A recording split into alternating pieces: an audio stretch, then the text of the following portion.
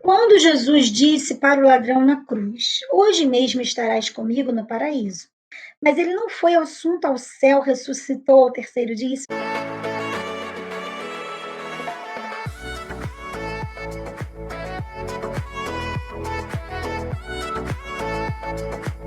Vou lá na passagem para a gente ler o contexto, tudo bonitinho, direitinho, tá bom?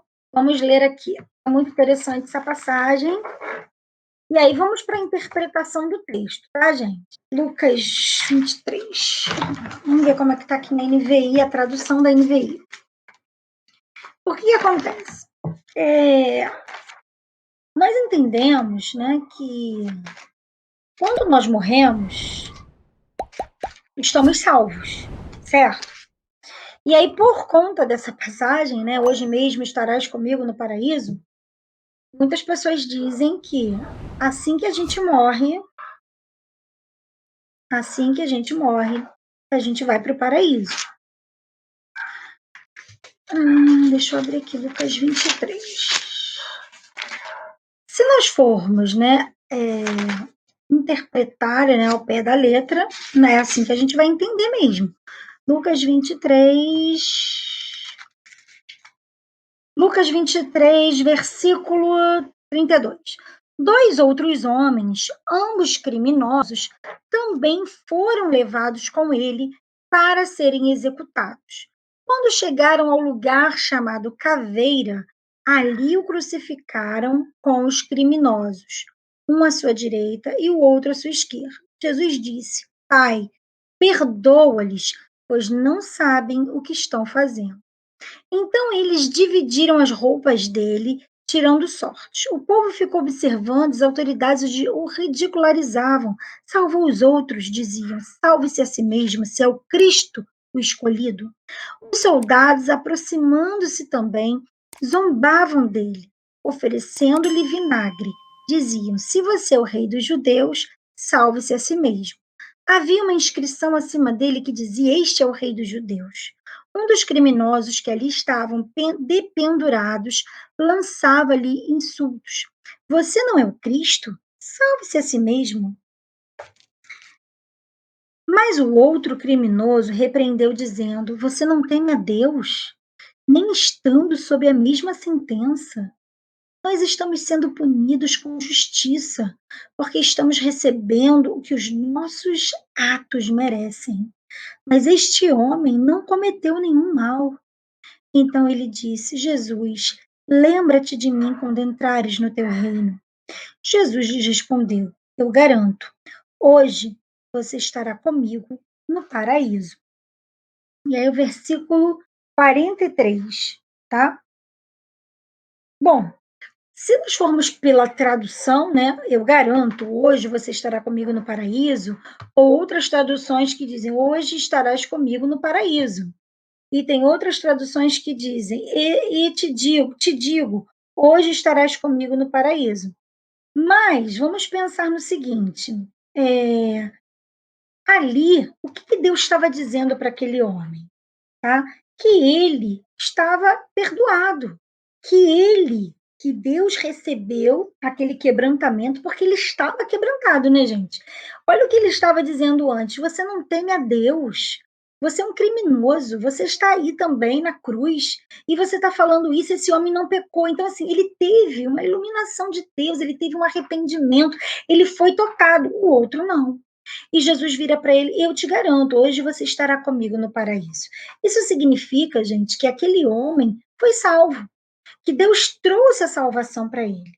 E não necessariamente que naquele mesmo momento ali ele estaria com Jesus no paraíso. Tá? Existem alguns estudos que dizem, né, que se nós formos levar em consideração o grego, que não é exatamente dessa forma que está escrito em grego. Porém, sem pensar nessas questões, quando nós vamos interpretar um texto da Bíblia, nós não podemos, principalmente se for algum texto mais polêmico, né? Nós não interpretamos aquele texto só com ele. Né? A Bíblia, a Bíblia tem 66 livros. Né? Então, nós precisamos ter esse cuidado de quando como eu falei com vocês, tem vários versículos em Gênesis que aponta que nós seríamos eternos. Existem outros versículos lá em Apocalipse que nos dá a entender que seria dessa forma. Toda a Bíblia nos mostra, né, nos leva a entender que o pecado, ele traz a morte. E o primeiro pecado trouxe tanto a morte física quanto a morte espiritual. Muitos dos nossos pecados hoje em dia podem não trazer uma morte na mesma hora, mas traz como consequência a morte espiritual, como muitas vezes também traz a morte física, dependendo do tipo de pecado que nós venhamos a cometer. Então, assim, em relação a ele estar com ele naquele mesmo dia no paraíso, nós sabemos que Jesus, ele não ressuscita naquele mesmo dia. Nós sabemos que Jesus vai ao inferno, né? E toma a chave da mão do diabo. Nós sabemos que Jesus, ele ainda vem, volta, ressuscita, volta à terra e só depois que ele vai ao céu glorificado. Então, eu não posso pegar uma só passagem e tomar uma conclusão só naquela passagem. Tá? Então, eu preciso de um embasamento bíblico para compreender que aqui, quando ele diz hoje mesmo estarás comigo no paraíso, para aquele ladrão ali, ali foi a morte, dali ele vai para o paraíso, dali ele vai para a eternidade, ele não iria, ele não estava condenado mais ao inferno, como o outro estava. Tá? É dessa forma que eu interpreto essa passagem, por quê? Por causa de outras passagens da Bíblia. A Bíblia interpreta a Bíblia, né? Nós precisamos usar a referenciação, referenciar, né? Ter um embasamento bíblico com outras passagens da Bíblia.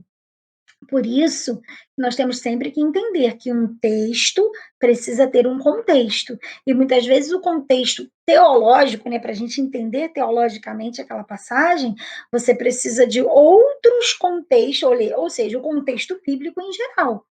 Tá? Eu não sou especialista em Apocalipse, tá, gente? Então, assim, eu estou falando daquilo que eu conheço da Bíblia, da palavra de Deus, mas eu não sou especialista em Apocalipse, pretendo ser em breve. Mas especialista que eu digo assim, né, de pesquisar mais a fundo, como eu tenho feito com alguns outros livros.